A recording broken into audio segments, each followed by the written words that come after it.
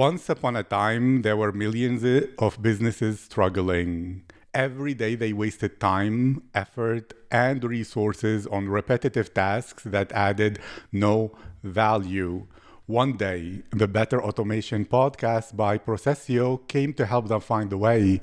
Because of this, these businesses save time, reduce costs, innovate, and make better decisions. Because of that, these businesses grow, scale, and use human creativity to change this world.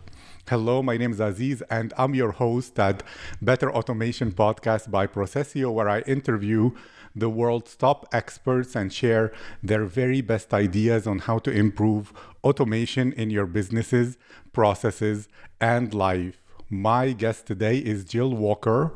Gill is a multi-award-winning CRM trainer, educator, and mentor. Gill is a Dynamics 365 ClickDimensions expert, a Microsoft certified trainer, and a platform solution architect with 30 years of experience. In 2021, she was the president of NSW chapter of Professional Speakers Australia. Gill, how are you today? I am fine, and it's awesome to be here, Aziz. Thank you for inviting me. It's my honor. It's my privilege. I'm really excited about this. And let's begin with the very basic part, which is what is solution architecture? If someone wants to understand it on a more concrete or simpler way of explanation, what would you say? Solution architecture is designing a system. So it tends to be from the 10,000 foot view down to maybe the 1,000 foot view. And a solution architect will put together how different systems link together. They will also design how the system overall works for all of the different groups of end users using it. Obviously, I'm answering that question from a very CRM-centric standpoint because that's what I am. Although I suspect that a lot of that is also true for a much broader range of systems.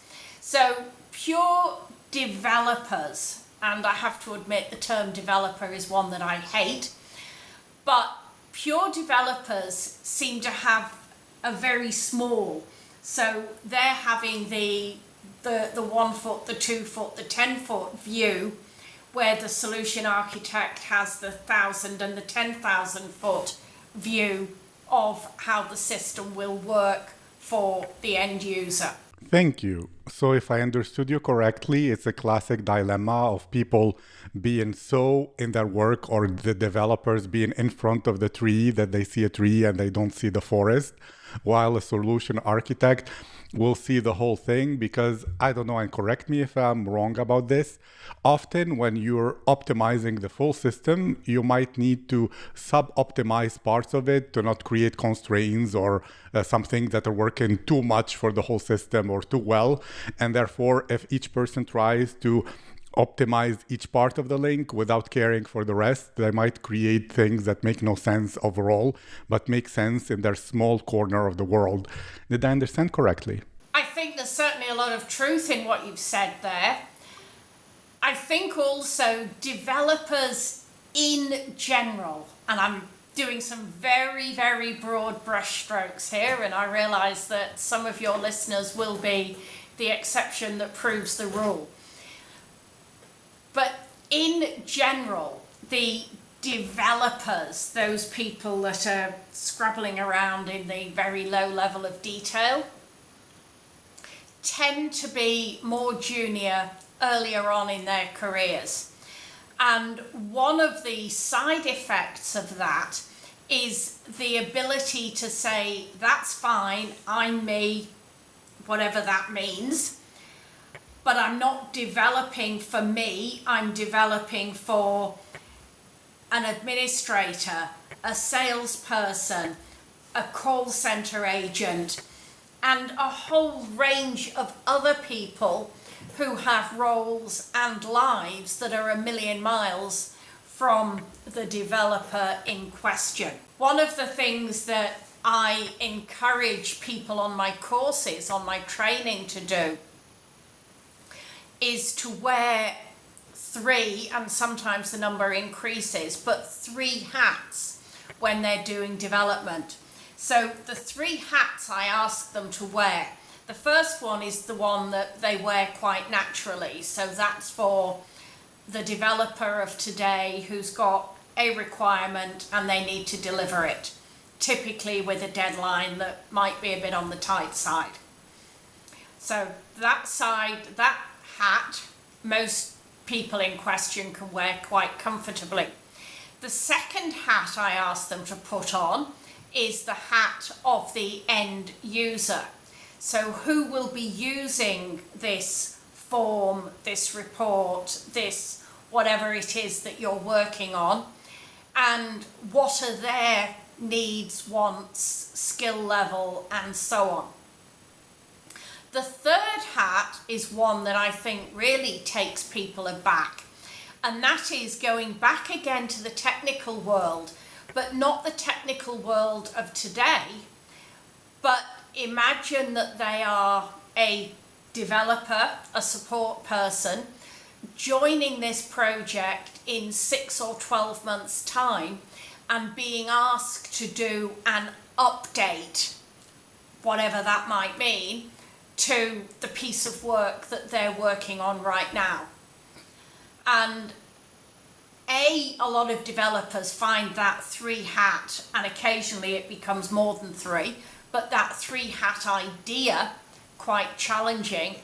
And I think I could bet a pretty decent sum of money that the technician joining the project in 6 or 12 months' time is a whole idea that has not even crossed their whatever at all in previously. I love that.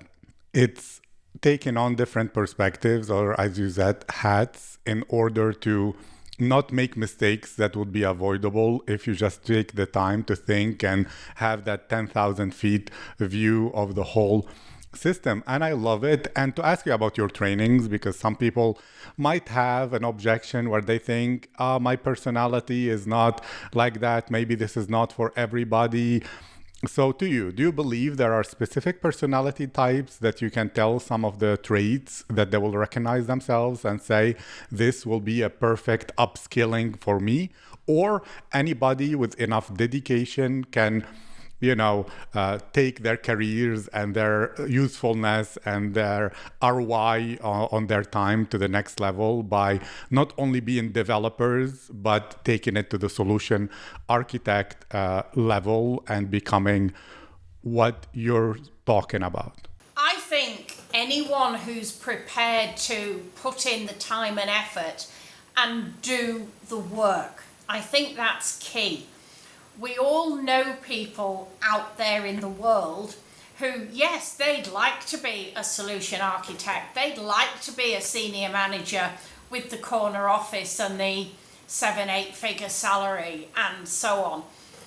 But do they want to put in the work, and the work in their own time? Are they prepared to do a full day's work and then go home, whatever that means in our COVID work from home environment, but go home and get the books out, start studying, work through, watch videos, put together some structure with a long-term view of achieving that. Now, certainly there are some people who do it. By no means am I knocking everyone, but there are also a lot of people who don't understand the importance of the effort that it takes to get from where you are to where you want to go to. Thank you. And any business, at which stage do you believe they should add the solution architecture skills to their portfolio of competitive skills? Or can someone think, me as an entrepreneur with a small team, if I take your training, I will take things to the next level? this is not only for corporations or for big companies. Is this like a correct assumption? Is it useful in that way? Or should it be more left to the corporate world and the people with their own office just doing this all day for big projects? I think there is a role in the sort of training that I provide for a lot of people.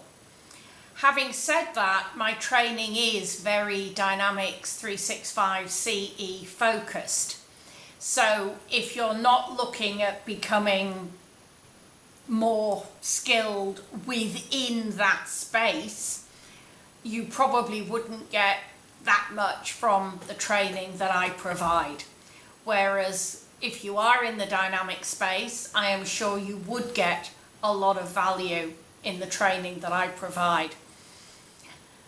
But of course, as with any training, just coming along on the nominated day and sitting in a classroom or even the other side of a camera is not going to get you very far.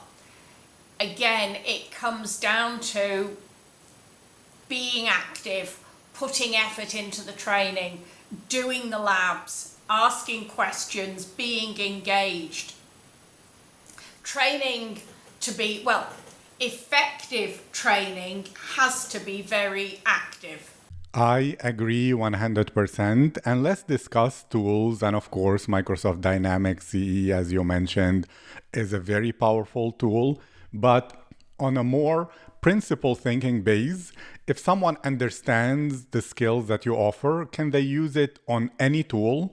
Or what is about Microsoft Dynamics that makes it the chosen tool that you have invested everything into? The majority of my training is hands-on in Dynamics. Having said that, a lot of the stories that I tell and material that's more likely to end up in my keynotes is very relevant to a very broad range of people. Some of the stories I tell relate to my own experience in my company with finding people to support me with the website. And I found I fell into similar traps over the website that I see my clients falling into with Dynamics or ClickDimensions. And it comes down to not understanding the importance of understanding the technology. So while I don't expect every employee of a client organization to do full-blown training, I do feel it is very important for the organization as a whole to keep the project ownership internal to their organization, but not just to say they're keeping it internal, but to give the people that are therefore making decisions sufficient training so they've got the skills to understand the impact of the decisions that they make. Thank you, and I love this, what you're speaking about, but I have to ask you something. A lot of people within the solution architecture space or digital transformation or automation will say actually somewhat something a bit different, and I don't know if they don't mean something different or if they mean the same. They will say, look, first focus on your people and then having them aligned with the why and with the goals and all that. And then design processes that work for those people. And technology is only a minor supportive part of the whole process, and it comes last and it's not so important, and they downplay it and all that. Do you agree with this or not? I do agree with that. However, within that technology space, so even if it is only, let's say, 20% of the whole, we are going to work with that technology. And one of the things that I see as being problematic is when people make a decision within the technology. So while I'm completely acknowledging the process and people as being more important and sitting above the technology, within that technology space, if you're going to make a decision, for example, I need you to automate this, whatever this might be in the context. You've got to understand the impact of that decision. And that means understanding to some level the technology and understanding that yes, we could do it this way, but we could also do it that way. And this gives us ABC, that gives us ADE. Let's look and do some pros and cons. So I'm not throwing the people and the processes out, although I am from the particular conversation that we're having. Thank you. That's a very wise and very clear answer. And you mentioned a lot about how your education process is hands-on. There are a lot of specific projects or exercises people should do in order to become not only proficient, but very knowledgeable about Microsoft Dynamics and all that. What did you notice in the education space that you thought is a wrong way of approaching learning this kind of skill? And why did you settle down on your own way of educating? And how would you describe, how do you educate executives or people, developers? You have no plans for the rest of the week, because I could talk forever about this. So, okay. Let's try to keep it reasonably brief and let's look at mistakes. So one mistake that I see, and this is a mistake on the part of the participants in training, is what I call screenshot surfing. So if I've got a series of hands-on labs that are do this, type this, whatever, just going from this screenshot, right, make my screen look like that, now I make my screen look like that, and now I make my screen look like that. Not reading what's in between, and certainly not paying attention to the why. So that's one big mistake on the part of participants. Others are reasonably straightforward. Another mistake on the part of the participants is when they have a question, asking the person sitting next to them. Now, if we assume that the person sitting next to them, whether they're from the same company or a different company, depending on the training, is probably equally new to all of the stuff, that's why they're on that course. On the balance of probability, who is likely to give you the better answer? The person sitting next to you that might have 5 minutes more experience than you, or the person leading the session, who in my case has got 20 years more experience. So they're probably the two main things I see on the side of the participants. If we look on the side of people planning training, and I speak on the 7 sins of, well, it might be dynamics training, it might be CRM training, it could even be IT training, depending on who I'm speaking to. But if we look on the side of planning training, trying to put this much training into this much time. So people are put under a lot of pressure and a lot of stress and just either aren't able to complete it or complete it so quickly that it's gone by the time they leave the room. Another mistake, again on the part of people planning training, is not acknowledging that training itself is a skill. So you shouldn't just go and find somebody who knows a little bit more than you, which may of course be very little, about the topic in question and say, fine, you're not doing anything on Monday, can you go and train those people? Because they are almost certainly lacking in the communication and the transmission skills. So how do we take this knowledge that I know that's in here and give it to you so that you've really got it? Not you've heard it once, but it's gone in and you're then able to apply it to your world in whatever you're doing. Another mistake is I did tell you I could keep going all week, but No, perfect. I just want to ask this because I love what you're doing.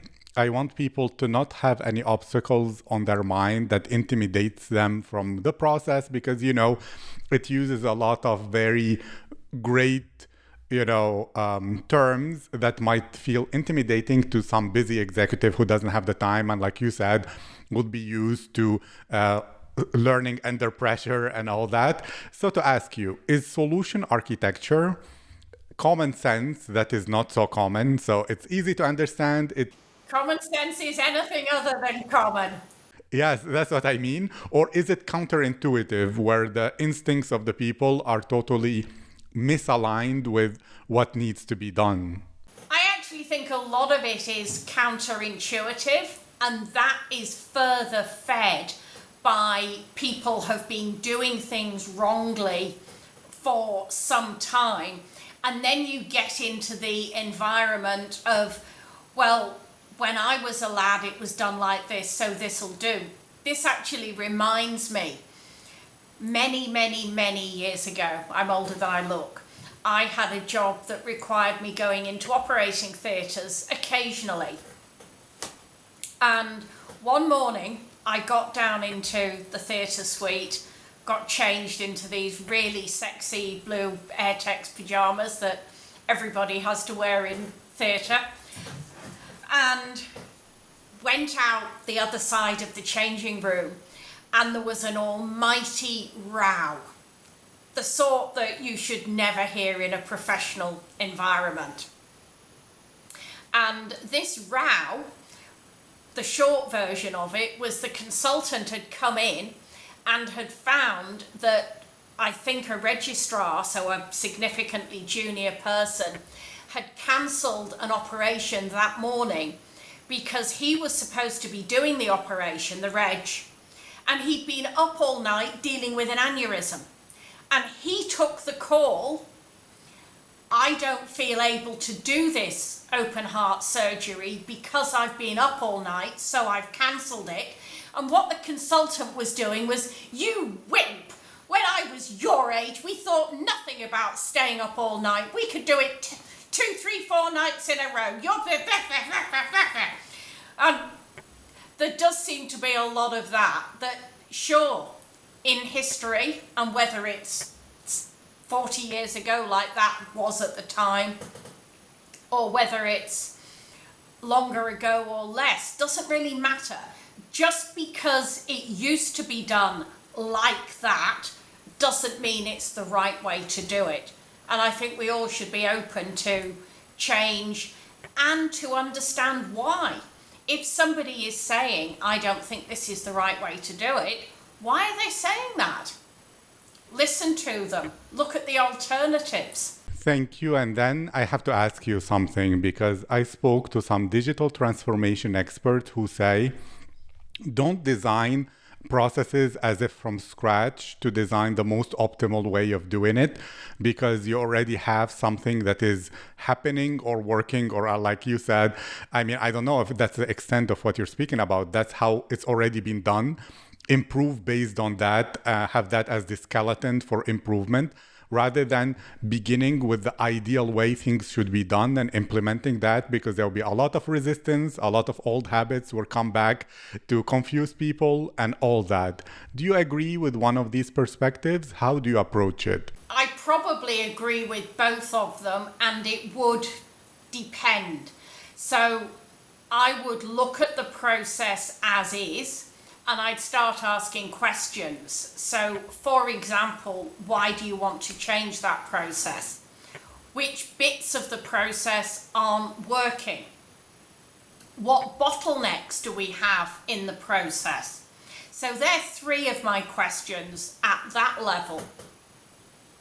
Because if the process is close to working and it's more a case that now we've got a process that works using whatever we were using today, we're moving to dynamics and we need to make it work in dynamics, keeping it largely the same and just taking advantage of dynamics in most instances is the sensible way of going. But if this process that we've got today is error prone and time consuming and taking an error prone time consuming process and dumping it into Dynamics is probably not very sensible, even though the users might like the error prone time consuming process. So as always, it's not one size fits all. I love this. Like you said, this conversation could go on for weeks and weeks on end. So if people want to learn from you, to have you as their educator and their mentor, can you speak about the courses you have, the services, where can people find out more? And I'll make sure to write at least, some of your links in the description. Awesome. Thank you, Aziz. Let's start with the easy bit. If you want to find our website, it is opsis.com.au. That is opsis.com.au.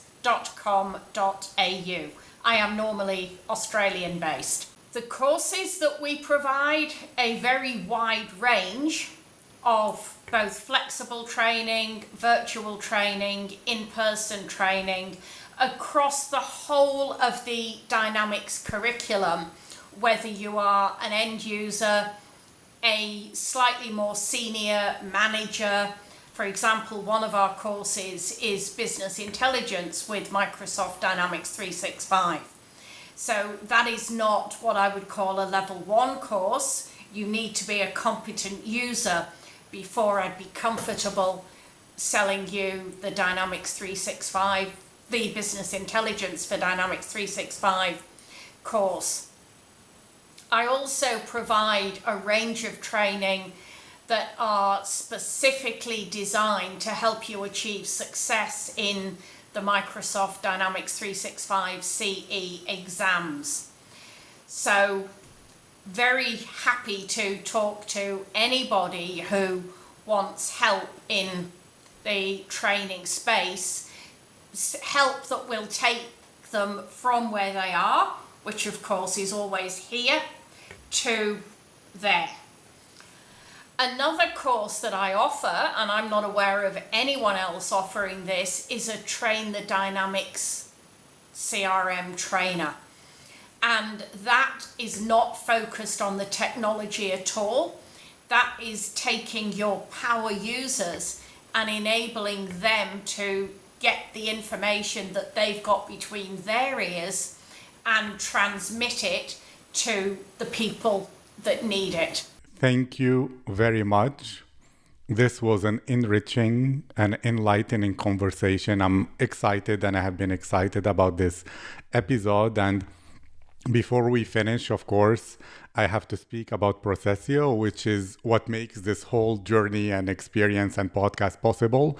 PROCESIO is the modern low-code, no-code platform for advanced automation and creating an enterprise-grade backend for your software, even in-premise.